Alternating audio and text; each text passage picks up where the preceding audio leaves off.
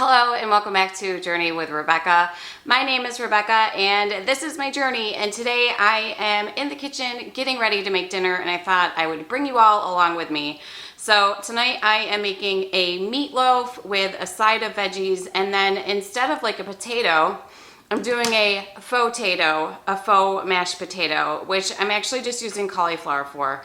So I'm always looking for keto, carb-friendly side dishes to put with our main dish, and this is one that is a total family favorite. I know my mom doesn't believe me when I tell her that it tastes just like mashed potatoes, but I swear it does. It might even be better. It's really good. So I wanted to share this recipe with you guys in case you're ever stuck and looking for something and need to get out of a side dish rut. This dish comes together really easily, and the first thing you're going to need obviously is cauliflower. So I've taken a head of cauliflower. I got it all washed and rinsed and is draining in the bowl, and then the next thing we need to do is just chop it up. We're going to throw it in the microwave to cook it. You can do this on the stovetop, nothing wrong with that. I have this little this container here that I got from Pampered Chef forever ago. It's just like a little steamer, and I always just throw my vegetables in there with some water and steam my vegetables. So that's what we're going to do with these. We just need to chop them up into a little bit smaller pieces first. So you just want to take your cauliflower and cut it up into bite-sized pieces. You don't have to worry about it being too small, but you do want it to be kind of even because you are eventually going to throw this into a blender. So you just want to make sure that they're cooked through evenly. And once we get them all chopped up, we are going to throw this right into the microwave. Once everything is cut up, I just added some water to my vegetable steamer and I throw it in the microwave for about 6 minutes. You're gonna check it after that, and if it's not quite tender, then you're just gonna throw it in for a little bit longer. Once the cauliflower is fully cooked, you're going to drain it and then let it sit for probably about 5 minutes, and then you're going to drain it again just to get any extra water out. You really want to make sure you don't skip that extra step of just letting the cauliflower sit for 5 minutes and then draining it again. There is a surprising amount of water that comes out of it once you do that. It will affect the consistency of the mashed cauliflower that you're making if you don't do that. I've learned that from experience. It's much better if you just take the extra 5 minutes and do that. Now that everything is drained and ready to go, I'm just going to throw it in my Ninja. You can use whatever kind of mixer you may have at home.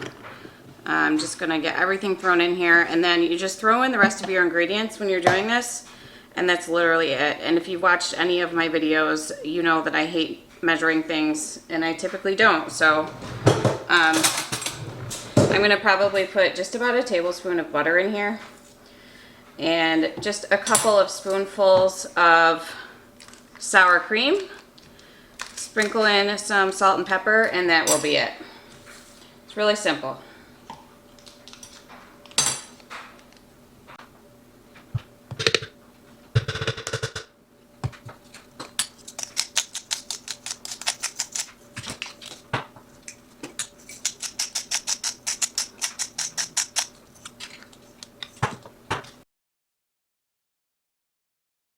Just keep going and scrape down the sides until you get a nice smooth consistency like mashed potatoes.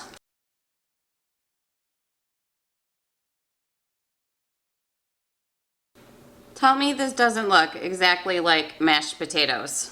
You're just going to want to taste test it to make sure that you've got your seasoning right, and then we can throw it into a dish because we're going to put this into the oven. Alright, so I have my baking dish here. Probably you're going to spray this with Pam or something like that. I stopped using Pam because, just like everything else in this country seemingly, it's bad for you. Who knew? It's got butane or something in it. So I stopped using Pam. I bought a couple different oil dispensers. This is my new favorite. This is so cute. You just squeeze the top of this, and then this part in here fills up with oil. Which of course, why would it do it right now? But it normally really does. Hold on. Okay, there we go. Of course it wouldn't work while I'm filming. So see this part right in here, it's all filled with oil. Then you can squirt it in. Let me move the camera so I can show you. Okay, literally all you do is then you just squeeze the little top of it, and you can use this little brush, just like a baster brush, to spread your oil around. I bought one that's like a mister too. It doesn't work as well as I hoped it would, but it still works, but just not great. So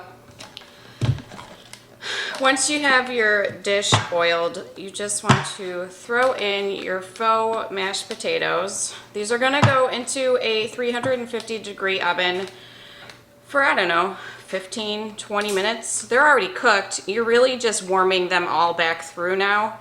What I like to do is throw some cheddar cheese and bacon bits on top right at the end, and you guys, it's so freaking good.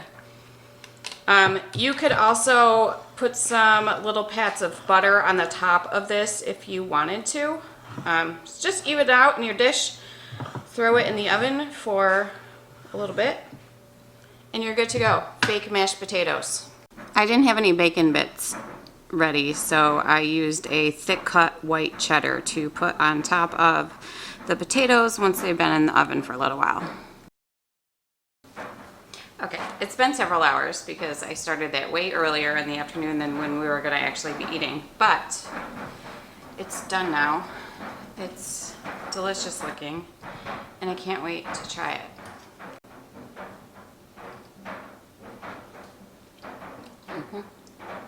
That's good. I hope you give this one a try for yourself. It really is easy to put together, and it tastes delicious. I mean, honestly, no, it's not regular mashed potatoes, but it tastes just as good, and it's better for you, and it's keto-friendly, low-carb, and a good thing to add in as a side dish to any of your meals. So I really hope you enjoyed this. Please be sure to give this video a thumbs up. Don't forget to like, share, and subscribe, and I will see you all soon.